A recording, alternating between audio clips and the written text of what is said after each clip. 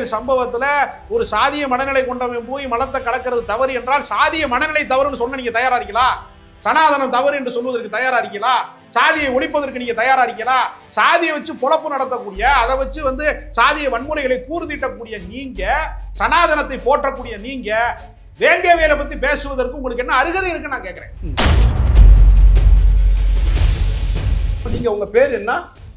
சரி, உங்க பேர் என்ன? உங்க சர்டிபிகேட்ல உங்க பேர் என்ன? சரி, மதம் என்ன? அத வச்சு என்ன பண்ணுவீங்க? அதே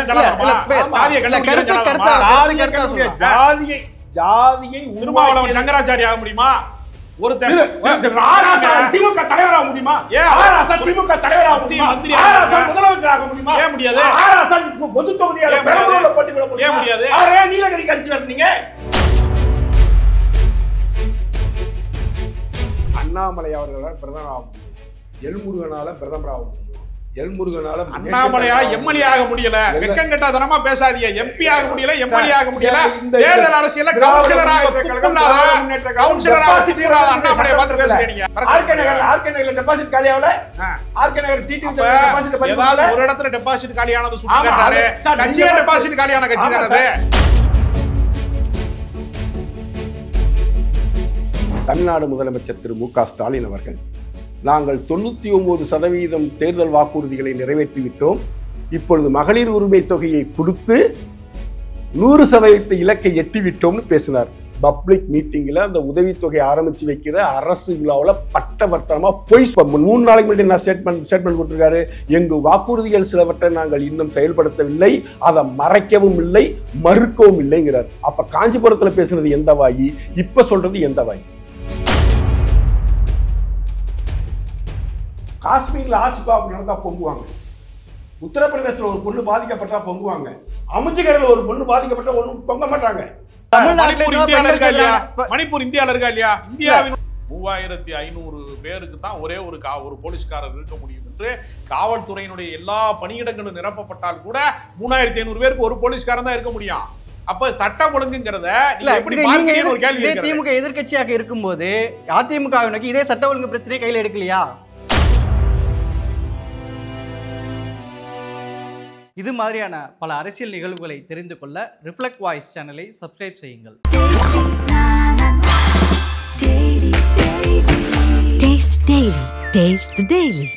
திராவிட முன்னேற்ற கழக ஆட்சி முதல்வர் அவர்கள் பொறுப்பேற்று 4 ஆண்டுகள் நிறைவடைந்த நிலையில் 5வது ஆண்டு தொடக்க நிலையில் இன்றைக்கு நாம் இருக்கிறோம். 4 ஆண்டு கால திமுகவுடைய ஆட்சி எப்படி இருந்திருக்கிறது? ஒரு பக்கம் சாதனையாக ஒரு பக்கம் பேசப்படுகிறது, இன்னொரு பக்கம் இந்த ஆட்சி என்பது விளம்பர ஆட்சி தான் என்று எதிர்க்கட்சிகள் தரப்பில் சொல்வதையும் பார்க்க முடியுது. இந்த 4 ஆண்டுகள் ஆட்சி எப்படி இருந்திருக்கிறது என்பதை குறித்தும் 2026 தேர்தலில் மீண்டும் திராவிட முன்னேற்ற கழகம் ஆட்சியில் அமைக்கும் என்று முதலமைச்சர் நம்பிக்கை தெரிவித்திருக்கிறார். அது குறித்து தான் இன்றைக்கு நாம் பேச இருக்கிறோம். 2 சிறப்பு விருந்தினர்கள் நம்மோடு இருக்கிறார்கள். ஒருவர் பாரதிய ஜனதா கட்சியை சேர்ந்த ரவி அவர்களும், மற்றொரு சிறப்பு விருந்தினர் அரசியல் விமர்சகர் ராஜா கம்பீரன் அவர்களும் இணைந்திருக்கிறார்கள். இருவரையும் வரவேற்று நிகழ்ச்சிக்குள் செல்வோம். வணக்கம். வணக்கம் சார். சார், ரவி சார், உங்களிடையே தொடங்கலான்னு. முதலமைச்சர் நேற்று ஒரு பத்திரிகையாளர்கள்லாம் கூடியிருக்க நிகழ்ச்சிகளே பேசியிருக்கிறாரு. 4 ஆண்டுகள் திராவிட முன்னேற்ற கழக ஆட்சி, அதாவது திராவிட மாடல் அரசு அமைந்து 4 ஆண்டுகள் நிறைவடைஞ்சிருக்குது. பல்வேறு நலத்திட்டங்களை நாங்கள் செஞ்சுருக்கிறோம். 5வது ஆண்டு தொடக்க நிலையில் இருக்கிறோம். 2026லும் இந்த ஆட்சி தொடரும் அப்படின்னு சொல்லி ஒரு நம்பிக்கையோடு பேசியிருக்கிறாரு. முதலமைச்சருடைய இந்த பேச்சை எப்படி பார்க்குறீங்க? அவர் நம்பிக்கைக்கு பாராட்டுக்கள். ஆனால் அந்த பாராட்டுக்கள் அவருக்கு வச்சிருக்கிற நம்பிக்கைக்கு அளவுக்கு இந்த 4 ஆண்டுகளில் இந்த தமிழ்நாட்டில் எந்த சாதனையும் திராவிட மாடல் அரசு செய்யவே இல்லை. 4 ஆண்டு கால திராவிட மாடல் ஆட்சியின் சாதனை நாசமாய் போன தமிழகம். 20 ஆண்டுகளாக இல்லாத கள்ளச்சாராய சாவு இந்த ஆட்சியின் சாதனை. ஒரு குடிக்கிற தண்ணீரில், பட்டியலின மக்கள் குடிக்கக்கூடிய தண்ணீர், நீர்த்தேக்க தொட்டியில் இருக்கிற தண்ணீரில் மலம் கலர்ந்த சாதனை நடந்தது இந்த ஆட்சியில் தான். இந்த ஆட்சியினுடைய அவலங்களை பட்டியல் போட்டே போகலாம். சட்டசபை கூட்டத்தொடர் நடந்து கொண்டு இருக்கும் பொழுதே உச்ச நீதிமன்றத்தினால் தண்டிக்கப்பட்டு ஒரு அமைச்சர் பதவியை ராஜினாமா செய்கிறார். உயர் நீதிமன்றத்தால் கண்டிக்கப்பட்டு ஒருவர் மந்திரி பதவியை ராஜினாமா செய்கிறார். இதெல்லாம் தான் இந்த திராவிட மாடல் ஆட்சியின் சாதனையாக நான் பார்க்கிறேன். ஆட்சி ஆரம்பிக்கப்பட்ட 1.5 ஆண்டுகளில் அந்த ஆட்சியினுடைய நிதியமைச்சராக இருந்த பிடிஆர் பழனிவேல் தியாகராஜன் அவர்களே மாப்பிளையும் மகனும் மாப்பிளையும் சேர்ந்து 30,000 கோடி ரூபாய் வரைக்கும் சம்பாதித்திருக்கிறார்கள். அந்த பணத்தை எப்படி ஹேண்டில் பண்ணது தெரியாமல் முழிக்கிறாங்கன்னு ஒரு ஆடியோ வெளியே வந்ததும் பட்டவர்த்தனமான உண்மை. இதுதான் இந்த ஆட்சியோட சாதனை. ஊழல் ஊழல் ஊழல், பெண்களுக்கு பாதுகாப்பின்மை. ஒரு பல்கலைக்கழகத்தில், அந்த பல்கலைக்கழக வளாகத்தில், அந்த பல்கலைக்கழகத்தில் படிக்கக்கூடிய மாணவிக்கு பாதுகாப்பில்லாத சூழ்நிலையை உருவாக்கி வைத்திருப்பதுதான் திராவிட மாடல் ஆட்சியின் சாதனை.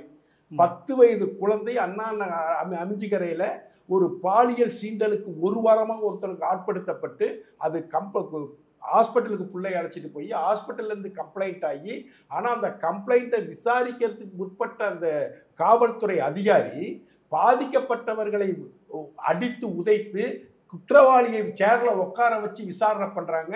விஷயம் வெளியில் வெடிக்குது. உயர்நீதிமன்றம் சோமோட்டோ வழக்கு எடுக்கிறாங்க. வழக்கு எடுத்ததுக்கு அப்புறம் இந்த சிபிஐ விசாரணைக்கு உத்தரவிடுறாங்கிறாங்க.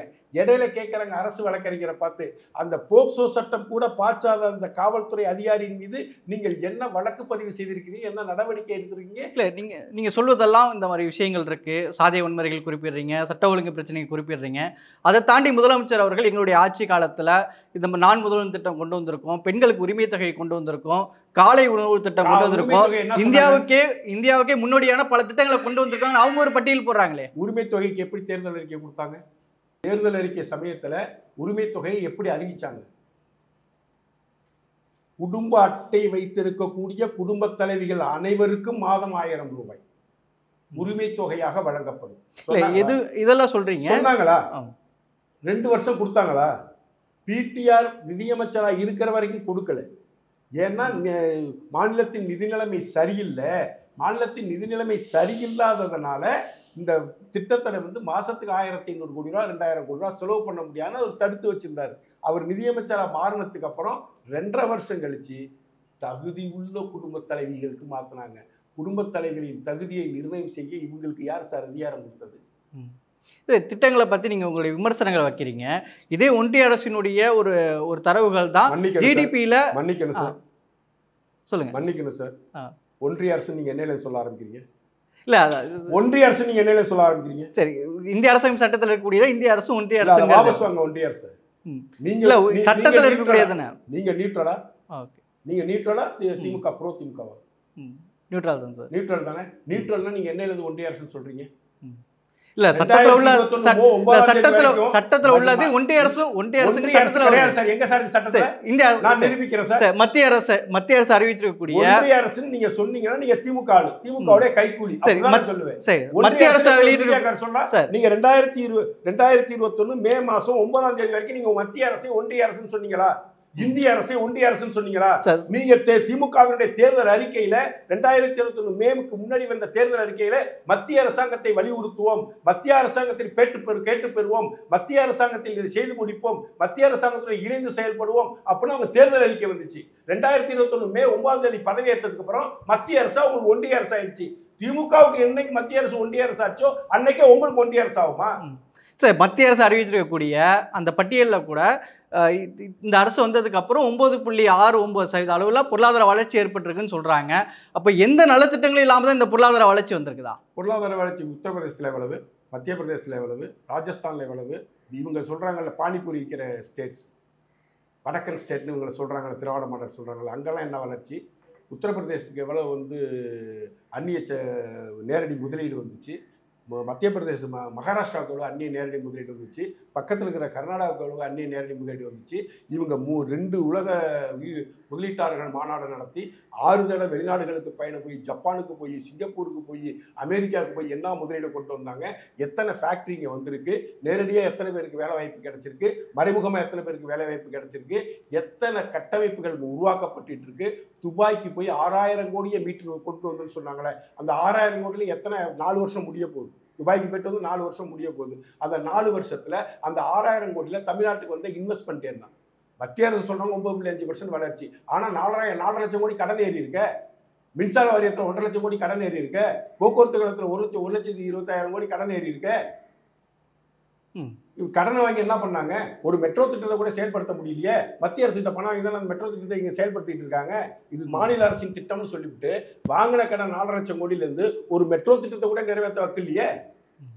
திராவிட மாடல் கேட்டு வந்தோம். இப்போது 5 ஆண்டு கால திராவிட முன்னேற்ற கழக 4 ஆண்டுகள் நிறைவேந்திருக்க நிலையில் பல்வேறு குற்றச்சாட்டுகள் அவங்க எடுக்கிறாங்க. முதல்வர் ஒரு பட்டியல் வாசிக்கிறாரு. இந்த ஆட்சியில் சட்ட ஒழுங்கு, அதை தாண்டி பெண்கள் பாதுகாப்பற்ற நிலை, அதை தாண்டி கடன்கள் தான் அதிகமாக பெற்றிருக்கீங்க, வெறும் விளம்பரங்கள் தான் இருக்குது, சொன்ன வாக்குறுதிகள்லேயே இவங்க வந்து தகுதிகள் நிர்ணயிட்டு தான் வந்துருன்னு சொல்லி பல்வேறு குற்றச்சாட்டுகளை வைக்கிறாங்க. அதுக்கு என்ன பதில் சொல்கிறீங்க? தமிழ்நாட்டினுடைய அரசு வந்து நலத்திட்டங்களின் அரசு. மகளிர் உரிமை தொகையில் இருந்து, பேருந்து பயணத்தில் இருந்து, காலை உணவு திட்டத்தில் இருந்து, நான் முதல்வன் திட்டத்தில் இருந்து, மகளிருக்கு வந்து புதுமை பெண் திட்டத்தில் இருந்து, இன்றைக்கு தமிழ்நாட்டிலே வந்து IAS IPS படிப்பதற்கு பயிற்சி மையத்தை உருவாக்க வேண்டிய ஒரு கடமை இருக்கிறது என்று சொல்லி அரசாங்கம் வந்து 40 கோடி, சென்னையினுடைய மையப்பகுதியாக இருக்கக்கூடிய அண்ணா நகருக்கு அருகில் இருக்கக்கூடிய செனாய் நகரிலே IAS IPS படிப்பதற்கு, உயர் படிப்பு படிப்பதற்கு, போட்டித் தேர்வுகளுக்கு தயாராவதற்கு, சாதாரண ஏழை வீட்டு குழந்தைகள், மாணவிகள், மாணவர்கள் படிப்பதற்கு 40 கோடி ஒதுக்கீடு செய்கிறாங்க.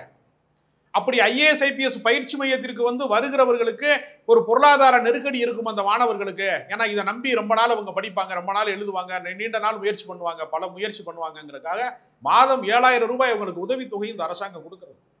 அப்ப இங்க இருக்கக்கூடிய மாணவர்களை அடுத்த கட்டத்திற்கு அழைத்து செல்லுகிற அரசாங்கமாக இது இருக்கிறது. ஆனா இவர்கள் ஆளுகிற பாஜகவினுடைய மாடல் அரசு எவ்வளவு கேவலமா இருக்குன்னா, 350 வருஷத்துக்கு முன்னாடி செத்து போன அவுரங்கசீப் கல்லறையை தோன்றதுக்கு இன்றைய இளைஞர்களை வான்னு உசுப்பேத்துறான், கலவரத்துக்கு கூப்பிடுறான் இந்த நாட்டுல. நீங்க யோசிச்சு பாருங்க, ஊழலை பத்தி பேசுறதுக்கு பாஜகவுக்கு ஏதாவது அருகதை இருக்கிறதா? முதல்ல உங்க அரசியல் இருக்கிறதா? அரசியலுடைய சாதனையை பத்தி சொல்றேன், அதுக்கு ஒரு கேள்விகளை எழுப்புறாங்க. சட்ட ஒழுங்கு பிரச்சனை இருக்கு, இவ்வளவு விஷயங்கள் நடக்குது, சாதிய வன்முறைகளுக்கு இந்த பட்டியலாம் இருக்கு, நீங்க உடனே பாஜக கிட்ட போறீங்களே. அங்க இதெல்லாம் சொல்றதுக்கு இவங்களுக்கு வந்து கொஞ்சமாவது வெக்கமான வேணும். நேற்று தான் சிபிஐ நீதிமன்றம் அதிரடி தீர்ப்பு. பாஜகவினுடைய MLA ஜனார்த்தன ரெட்டிங்கிறவர் கர்நாடகத்தில் சுரங்க நில மோசடியில் வந்து மிகப்பெரிய மோசடி செஞ்சிருக்கிறான்னு உறுதி செய்யப்பட்டு 7 ஆண்டு காலம் சிறைக்கு போறாரு. 30% வரைக்கும் கமிஷன் வாங்கினாங்க என்று சொல்லி அந்த ஆட்சி அகற்றப்பட்டிருக்கிறது கர்நாடகாவில். அப்ப இவங்களுடைய அரசு என்ன லட்சணத்துல இருக்குங்கிறத பத்தியே கவலைப்படாம ஏதோ ஊழல் அரசுங்கிறாங்க. சரி, இவங்களுக்கு கொஞ்ச நாள் வெக்கமான இருந்தா, ஊழலுக்காகவே தண்டிக்கப்பட்ட ஒரு முதலமைச்சர் வந்து ஜெயலலிதா. ஊழல் வழக்குகள், பல்வேறு வழக்குகள் பெண்டிங்ல இருக்கு. யாருக்கு? அதிமுகவுடைய முன்னாள் அமைச்சர்களுக்கு. அவங்களோட வெக்கம் இல்லாம மிரட்டி கூட்டணிக்கு போறீங்களே, நீங்க எப்படி ஊழலை ஒழிப்பீங்க? ஊழலை ஒழிக்கிறதுக்கு உங்களுக்கு என்ன அருகதை இருக்கு? எதுவுமே கிடையாது. சரி, நீங்க சொல்றீங்க மகளிர் உரிமை தொகை தப்பு, அது தப்பு, இலவசம் தப்பு, என்னென்னமோ சொல்றீங்கல்ல. தமிழ்நாட்டினுடைய அதே நலத்திட்டத்தை அப்படியே காப்பி அடிச்சு போய் நீங்க இன்னொரு மாநிலத்தினுடைய தேர்தலில் வெற்றி பெற்றீர்கள் என்பதை யாராவது மறுக்க முடியுமா? இல்லைன்னு சொல்ல முடியுமா? அதுல இவங்க ரொம்ப வந்து அப்படியே பாலியல் வன்முறைக்கெல்லாம் எதிரானவங்க. பில்கிஸ் பானு வழக்கில் வந்து குற்றவாளிகளை பூரா விடுதலை செய்தவர்கள் இவங்களுக்கு வந்து கூட்டு பாலியல் வன்புணர்வு எத்தனை வந்து கற்பழிப்பு வழக்கு இருக்கிறது. பாலியல் ஜனசா கட்சின்னு சொல்லக்கூடிய அளவிற்கு பாலியல் வன்முறை வழக்குகள் வந்து அதிகமாக பதியப்பட்ட இவர்கள். ஆஷிபா என்கிற சிறுமி காஷ்மீர்ல வந்து கோவிலுக்குள்ளே ஒரு சிறுமியை வந்து கெடுத்து கொலை செய்து, வன்புணர்வு செய்து கொலை செய்யப்பட்ட சிறுமிக்கு நீதி கேட்காமல் குற்றவாளிகளுக்கு ஆதரவாக ஊர்வலம் போனவங்கலாம் பாலியல் வன்முறைக்கு எதிராக பேசுறாங்கிறது ரொம்ப வேடிக்கையானதாக இருக்கிறது. இவர்கள் ஆட்சி நடத்துகிற லட்சணம் இந்தியா முழுக்க வந்து கைதட்டி சிரிக்கிறது. காஷ்மீர்ல வந்து சட்டம் ஒழுங்குலாம் அப்படியே பிரமாதமா இருக்கு, பாதுகாப்பா இருக்குன்னு இவங்க சொன்ன பொய்களை நம்பி போன சுற்றுலா பயணிகள், தேனிலவுக்கு போனவங்க, பல மாநிலத்திலிருந்து போனவங்க எல்லாம் மிக கொடூரமான முறையில கொலை செய்யப்பட்டாங்க. எப்படி தீவிரவாதிகள் உள்ள வந்தாங்க, எப்படி ஆயுத குழுக்களால சாமானிய மக்கள் கொலை செய்யப்பட்டார்கள், அவர்கள் பாதுகாப்பு ஏன் இவர்கள் உறுதி செய்யல? 2 நாளைக்கு முன்பே உளவுத்துறை தகவல் அனுப்பி இருக்கிறது, இந்த மாதிரி ஒரு சிக்கல் இருக்கிறது. அதனாலதான் மல்லிகார்ஜுன கார்கே குற்றச்சாட்டு சொல்றாரு. சட்ட ஒழுங்கை பத்தி அவங்க பேச பாஜக சொல்லலாமா, அவங்க தகுதி இருக்கான்னு கேக்குறீங்க. தமிழ்நாட்டில் சட்ட ஒழுங்கின் நிலை என்ன இருக்கு? அதுக்கு உங்களுக்கு நேரடி பதில். தமிழ்நாட்டின் சட்டம் ஒழுங்கு சிறப்பாக இருக்கிறது. தமிழ்நாட்டில் 500க்கும் மேற்பட்டவர்கள் மீது குண்டர் வழக்கு போட்டிருக்கான். பல ரவுடிகள் மீது என்கவுண்டர் செய்யப்பட்டிருக்கிறது. யாராவது குற்றவாளிகளுக்கு ஆதரவாக இங்க இருக்கிறாங்களா? யார் குற்றம் செய்தாலும், கட்சிக்காரன் மீதே குற்றச்சாட்டு வந்தாலும் உடனடி நடவடிக்கை எடுக்கக்கூடிய இடத்துல தான் திமுக அரசு இருக்கிறது. எதிர்கட்சி தலைவர் எடப்பாடி பழனிசாமி அவர்கள் சொல்லும் போது, நேற்று ஒரு நாள்ல மட்டுமே பட்டுக்கோட்டையில் ஒன்று நடந்திருக்குது, பக்கத்தில் இன்னொரு சாதிய வன்முறை நடந்திருக்குது, ஒரே நாளில் மட்டுமே 6 இடங்கள் நடைபெற்ற கொலைகளை பட்டியலிடுறாரு. இதெல்லாம் வச்சு அங்கே ஒன்று இங்கே ஒன்றுமா நடக்கிறது, இப்படி சொல்லுவது ஒரு பொருத்தமாக இருக்குமா? நீங்கள் எதிர்கட்சியாக இருக்கும்போது நீங்கள் சட்ட ஒழுங்கு பிரச்சனை கையில் எடுக்கலையா? அப்பெல்லாம் மட்டும் இந்த வார்த்தையை சொல்வது சரியாக இருக்குமா? அதாவது ஒவ்வொரு தனி மனிதனையும் அரசாங்கம் வந்து பாதுகாப்பது என்பது நடைமுறை சாத்தியமே இல்லாதது. 3500 பேருக்கு தான் ஒரே ஒரு போலீஸ்காரர் இருக்க முடியும் என்று காவல்துறையினுடைய எல்லா பணியிடங்களும் நிரப்பப்பட்டால் கூட 3500 பேருக்கு ஒரு போலீஸ்காரன் தான் இருக்க முடியும். அப்ப சட்டம் ஒழுங்குங்கிறத எப்படி பார்க்கிறீங்கன்னு ஒரு கேள்வி. திமுக எதிர்கட்சியாக இருக்கும்போது அதிமுகவினருக்கு இதே சட்ட ஒழுங்கு பிரச்சனை கையில் எடுக்கலையா? சட்ட ஒழுங்கு பிரச்சனை கையில் எடுத்தாங்க. அதுக்காக சாத்தான்குளம் வன்முறையில் இருந்து தூத்துக்குடி துப்பாக்கிச்சூடு சம்பவத்தில் இருந்து எத்தனையோ பச்சை படுகொலைகளை அந்த அரசாங்கம் நிகழ்த்தி கொண்டிருந்த போது, பாஜகவிற்கு பல்லக்கு தூக்கியாக பழனிசாமி இருந்தபோது எத்தனையோ அட்டூழியங்களை செய்த போது நாங்கள் கண்டித்தோம். அதே தவறை நாங்கள் ஒருபோதும் ஆதரிக்க மாட்டோம். சட்டம் ஒழுங்கு கெட்டு போனதுன்னா அதற்குரிய நடவடிக்கை எடுக்கக்கூடிய அரசாங்கமாக இது இருக்கிறது. நடந்து முடிந்த பின்பு தான் ஒரு நடவடிக்கை போலீஸ்காரர் எடுக்க முடியுமே தவிர, திருட்டு நடக்கிறதுக்கு முன்னாடியே ஏன் போலீஸ் வரல, கொலை நடக்கிறதுக்கு முன்னாடியே ஏன் போலீஸ் வரலன்னா யார் யாரோட பகையாக மாறுவான், யார் யாரோட சண்டை போடுவான், யார் யாரை கொலை செய்வாங்கிறத முன்கூட்டி கண்டுபிடிப்பது என்பது நடைமுறை சாத்தியம் கிடையாது. ஒரு சில உளவுத்துறையினுடைய தகவல்கள் அடிப்படையில் சில பாதுகாப்பு சில பேருக்கு வழங்கலாமே தவிர, இது திட்டமிட்டு இந்த அரசின் மீது அபாண்டமான பழியை அதான் நான் ஒன்று கேட்குறேன். சாதியை கொண்டாடுகிற அல்லது சாதிய வன்மத்தை சாதிய மேலாதிக்கத்தை ஏற்றுக்கொள்ளுகிற, சனாதனத்தை ஏற்றுக்கொள்ளுகிற இவர்கள் வேங்கை வயலுக்காக அப்படியே உருகுறாங்கிறது இருக்குல்ல. இதை விட ஒரு வேடிக்கையான விஷயம் எதுவுமே இருக்க முடியாது. நான் என்ன கேட்கிறேன், வேங்கை வயல் சம்பவத்துல ஒரு சாதிய மனநிலை கொண்டவன் போய் மலத்தை கலக்கிறது தவறு என்றால் சாதிய மனநிலை தவறுன்னு சொல்ல நீங்க தயாரா இருக்கீங்களா? சனாதனம் தவறு என்று சொல்வதற்கு தயாரா இருக்கீங்களா? சாதியை ஒழிப்பதற்கு நீங்க தயாரா இருக்கீங்களா? சாதியை வச்சு பொழப்பு நடத்தக்கூடிய, அதை வச்சு சாதிய வன்முறைகளை கூர்தீட்டக்கூடிய நீங்க, சனாதனத்தை போற்றக்கூடிய நீங்க வேங்கை வேலை பத்தி பேசுவதற்கு உங்களுக்கு என்ன அருகதை இருக்கு நான் கேட்கிறேன். அதை பற்றி நீங்க எப்படி பேச முடியும் நான் கேட்டு வந்துடலாம். இப்போ நீங்க ஒரு சில குற்றச்சாட்டுகளை வச்சிங்க, சட்ட ஒழுங்கு விஷயம், சாதிய வன்முறை இதெல்லாம் சொல்றீங்க. அது நேராக சொல்றாரு. இப்போ அதுக்கு நேராக பதில் சொல்றாங்க.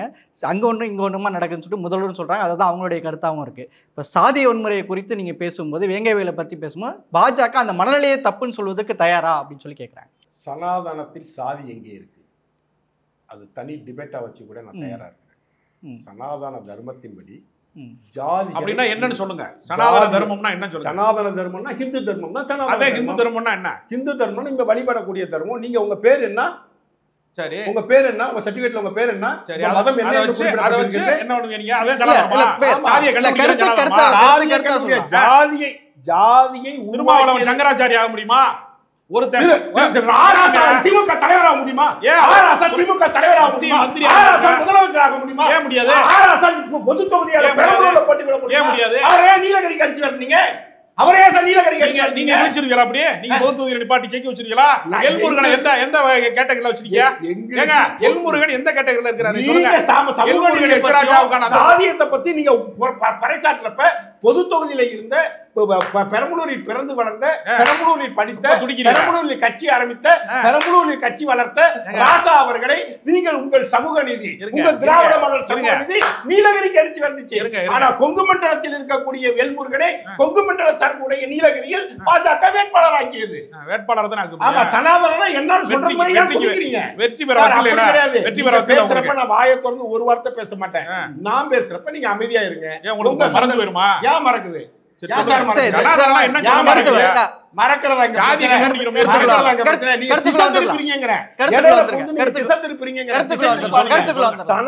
சாதியை வளர்த்ததா? சனாதனம் சாதியை உருவாக்கிச்சா? இந்து தர்மம் ஜாதியை உருவாக்கிச்சா? இல்லவே இல்லை. அதற்கான சான்றுகள் இருக்கு. ஜாதி என்கிறது உலகம் முழுசு இருக்கு. உலகம் முழுவதும் ஜாதிய கோட்பாடுகள் இருக்கு. உலகம் முழுவதும் ஜாதிய ஏற்றத்தாழ்வுகள் இருக்கு. ஆனால் ஜாதியை அடிப்படையை வைத்து இந்த கலவரத்தை தூண்டுவதை, அதை ரசிப்பதை எவன் மனம் கலந்ததா சொன்னானோ, நீர்த்தேக்க தொட்டில எவன் மலம் கலந்திருக்கிறதா குற்றச்சாட்டு சொன்னானோ அவனையே குற்றவாளியாக்கி பாருங்க திராவிட மாடல். இதை விட மிகப்பெரிய சமூக நீதி இந்த உலகத்திலே கிடையாது. 4 ஆண்டு கால திராவிட அரசின் சாதனை. ஆசிபா அந்த வழக்கு நீர்த்து போய் அவங்க யாரை குற்றம் சாட்டினாங்களோ அந்த குற்றம் சாட்டிய நபர் குற்றம் சாட்டப்பட்ட நேரத்தில் உத்தரப்பிரதேசம் ஏடிஎம்ல பணம் எடுத்ததா நிரூபிக்கப்பட்டு அந்த வழக்கு அவனுக்கு சம்பந்தம் இல்லைன்னு முடிவாகி போச்சு. காஷ்மீர்ல ஆசிபாவுக்கு நடந்தா பொங்குவாங்க, உத்தரப்பிரதேசத்துல ஒரு பொண்ணு பாதிக்கப்பட்டா பொங்குவாங்க, அமுஜிகரில் ஒரு பொண்ணு பாதிக்கப்பட்டா ஒன்றும் பொங்க மாட்டாங்க. அதெல்லாம் முழுசா என்ன நீங்க சொல்ல விடல. உயர் நீதிமன்றம் கேள்வி கேட்குது, போக்சோ சட்டம் பதியாத அந்த காவல்துறை அதிகாரி மீது நீங்க என்ன நடவடிக்கை எடுத்தீங்கன்னு. அந்த வழக்கை விசாரிக்க கூடாது என்று தடை விதித்திருக்கிறோம். திராவிட மாடலின் சிறப்பான சாதனை. முதலமைச்சர் சொல்லும்போது இந்த பிரச்சனை முடிச்சிங்க. ஆசிபா பேசினாலும் அப்ப நான் பேசியாகும். ஆசிபா பாதிக்கப்பட்டா பொங்குறாங்களே, மெழுகுத்தி ஊர்வலம் முடிஞ்சல கனிமொழி அக்கா, இந்த அம்ஜிகர பொண்ணுக்கா மெழுகுத்தி ஊர்வலம் போல? அது பொண்ணு இல்ல, 10 வயசு குழந்தை இல்ல. திருச்சியில மணப்பாறைக்குள்ள இருக்கிற ஒரு தனியார் பள்ளியில 8ஆம் வகுப்பு வரை நடக்கக்கூடிய அந்த பள்ளிக்கூடத்துல அந்த பள்ளிக்கூடத்தின் தாளாளரின் மகன் அந்த பள்ளிக்கூடத்துல படிக்கக்கூடிய 10 வயசு பிள்ளைங்க 15-16 பிள்ளைங்களை பாலியல் சீண்டல் பண்ணியிருக்கிறான். அது சம்பந்தமா கம்ப்ளைண்ட் கொடுத்து எதுவும் நடக்கல. தினமலர்ல வந்த செய்தியின் எதிரொலிக்கு அப்புறம் நாங்கெல்லாம் சமூக ஊடகங்கள்ல பேசுனதுக்கு அப்புறம் வழக்கு பதிவு செய்து அவன் கைது செய்யப்படுறான். எங்க தலைவர் மாநில தலைவர் முன்னாள் மாநில தலைவர் அண்ணாமலை முன்னாள் நாள் சொல்றாரு, சாதனை பெரிய சாதனை, 16,000 போக்சோ வழக்குகள் பதியப்பட்டிருக்கு தமிழ்நாட்டில் 2 வருஷத்துல. அதான் திராவிட மாடல் கேட்டு வந்துரும். இப்போ டெல்லியில் நடக்கக்கூடிய விஷயங்களோ, மணிப்பூர்ல நடக்கக்கூடிய விஷயங்களோ, இதெல்லாம் பத்தி பேசக்கூடிய நீங்க மணிப்பூர் இந்தியால இருக்கா இல்லையா? மணிப்பூர் இந்தியால இருக்கா இல்லையா? இந்தியாவினுடைய அங்க இருக்கிற பாஜக மாநில கட்சியா? நீங்க பேசுறதுனால நான் பேசுறேன். நீங்க பேசாம இருந்தீங்கன்னா நான் பேசிருக்க மாட்டேன். பதில் சொல்ல வேணாம், நீங்களே பேசிக்கிறீங்களா? நீங்க சொற்பொழி வாட்டீங்களா? நீங்க சொற்பொழி வாட்டி நீங்க சால்ரா போடுங்க, நீ என்ன வேணாலும் சரி சார், எனக்கு அது பிரச்சனை இல்ல. நான் பேசுறப்ப நீங்க குறுக்க வந்து அண்ணாமலைக்கு சால்ரா போடலாம், நான் திமுக போடக்கூடாதா? ஆமா, நீங்க வந்து பரம்பரைக்கு மன்னராட்சிக்கு சால்ரா போடுங்க. நீங்க ஏழைகளுக்கான ஆட்சி நடத்துறீங்க. ஆமா, உண்மையான ஏழைகளுக்கான ஆட்சி நாங்க நடத்துறோம். அவங்க கேட்கக்கூடிய ஒரே ஒரு கேள்வி, தமிழ்நாட்டில் இருக்கக்கூடிய பிரச்சனைகள் நீங்க பேசுறதில்ல, மணிப்பூரை பத்தி பேசுறீங்க, வாசிபாவை பத்தி பேசுறீங்க, தமிழ்நாட்டு பிரச்சனையும் உங்களுடைய கருத்து என்னன்னு கேட்கறாங்க. அவர் அறியாம எனக்கு சாதகமான ஒரு பாயிண்ட சொன்னார். ஏகப்பட்ட போக்சோ வழக்குகள் பதிவு செய்யப்பட்டிருக்கிறதுங்கிறார் இந்த அரசாங்கத்தினால. அப்ப நாங்க நடவடிக்கை எடுத்திருக்கிறோங்கிறத ஒரு ஒத்துக்கிட்டாருன்னு அர்த்தம். போக்சோ வழக்குகள் வந்து பதிவு செய்யப்படுகிறதுனா குற்றவாளிகளுக்கு ஆதரவாக இந்த அரசாங்கம் இல்லை என்பதுதான் அதுக்கு அர்த்தம். யாராவது ஒரு குற்றவாளிக்கு ஆதரவாக, ஒரு நாங்குநேரியில் ஒரு மாணவன் வந்து அடிபடுறான் அப்படின்னா சாதியவாதிகளுக்கு பின்னாடி இந்த அரசாங்கம் இருக்கிறதா? சாதிய வன்கொடுமையை நிகழ்த்தியவர்களுக்கு எதிராக நடவடிக்கை எடுக்கக்கூடிய இடத்துல இந்த அரசாங்கம் இருக்கிறதா? அதைத்தானே செய்ய முடியும். உடனே முன்னாடியே ஏன் தடுக்கலைன்னா நான் என்ன கேட்கிறேன்னா, சாதியை வந்து உருவாக்கலாமா, போற்றலாமா, பாதுகாக்கலாமா?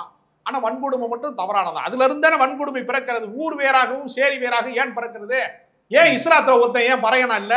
கீழ் ஜாதி ஏன் இல்ல? பௌத்தனாக இருக்கிறவன், புத்த மதத்தை பின்பற்றுகிறவன் இடத்துல ஏன் கீழ் ஜாதி இல்ல?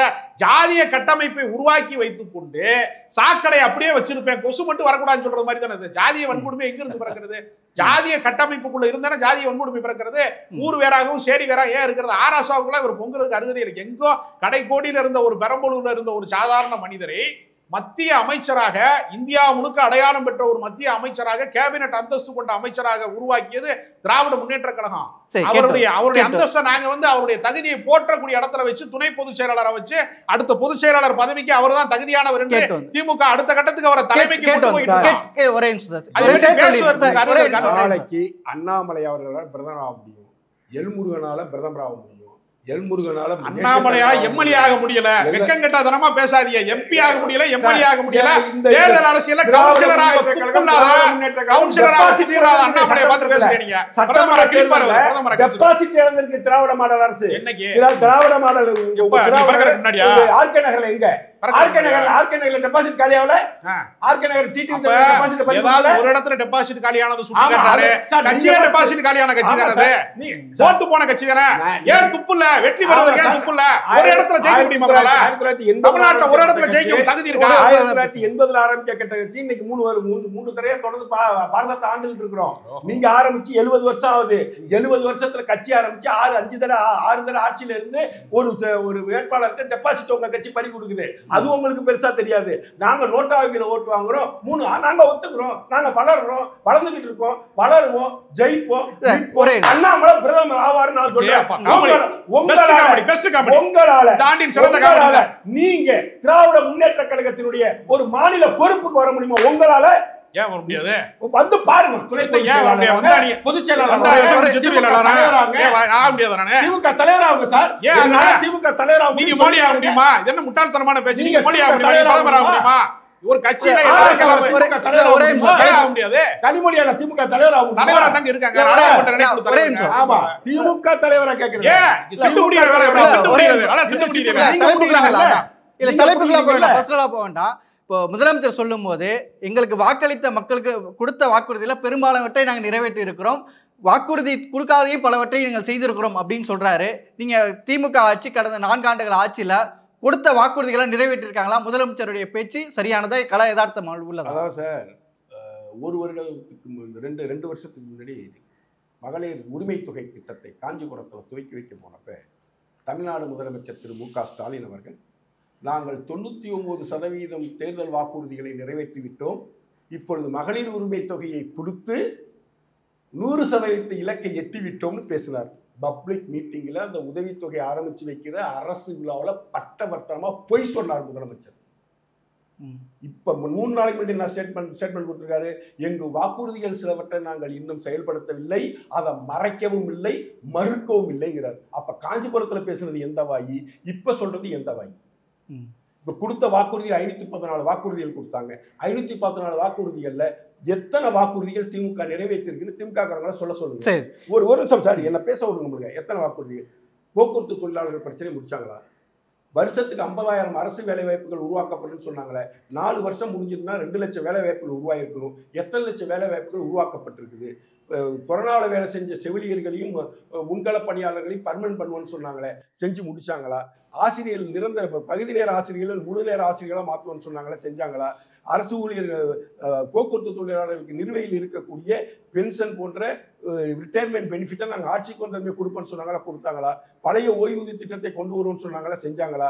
வீட்டுக்கு வீடு ஒவ்வொரு மாதம் மின்சார கட்டணம் செலுத்துவது போல் நாங்கள் மாற்றியமைப்பு மின்சார கட்டணம் கட்டுவதைன்னு சொன்னாங்களா, செஞ்சாங்களா? எதுவும் செய்யல.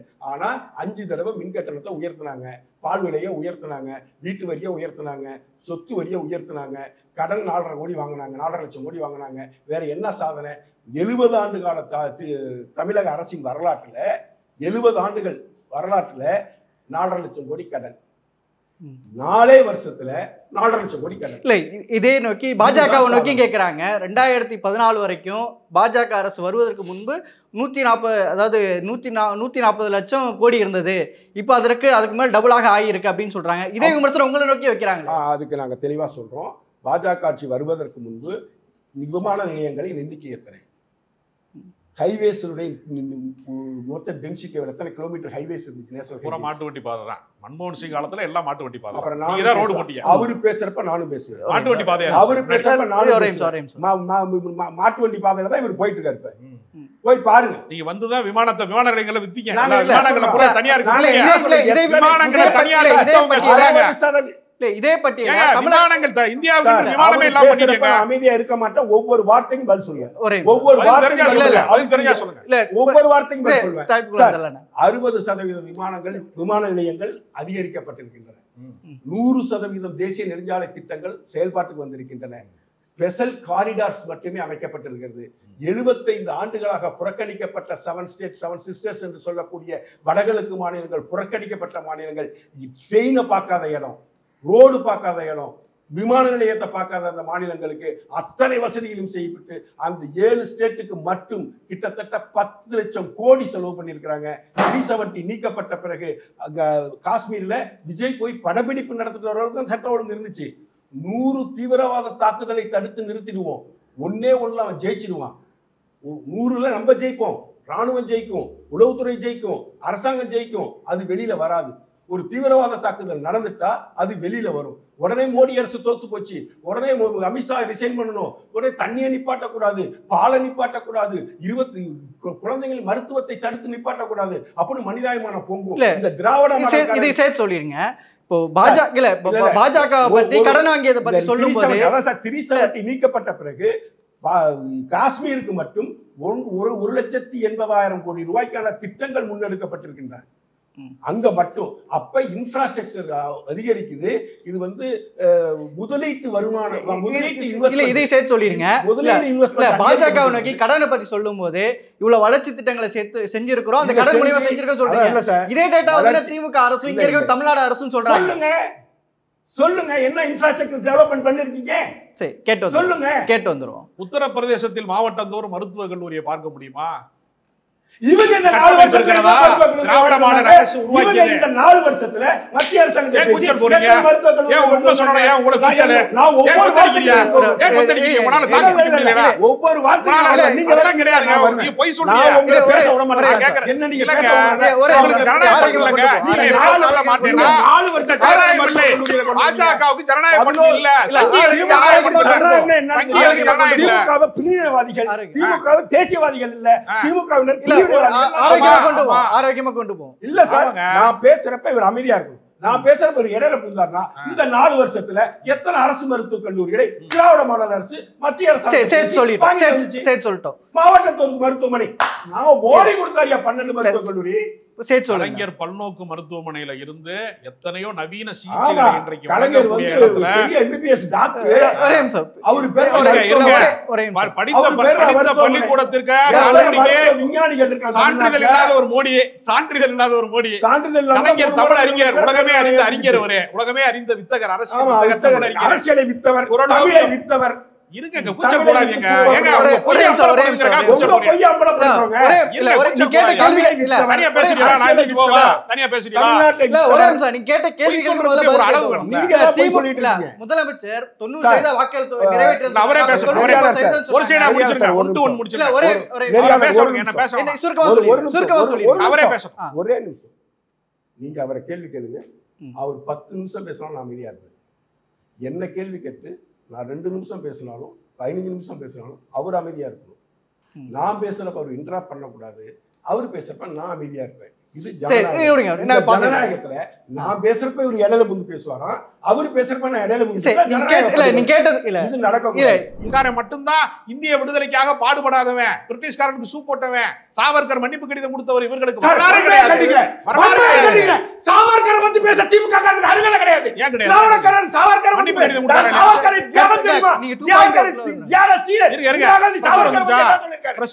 தேசிய கல்விக் கொள்கையின் பெயரால் நாங்கள் நிதி தரமாட்டோம், தமிழ்நாட்டுக்கு நாங்கள் வந்து கல்விக்கான நிதியை தரமாட்டோம் என்று தர்மேந்திர பிரதான்கிற கல்வி அமைச்சர் மிரட்டினாரா இல்லையா? மாநில அரசுக்கு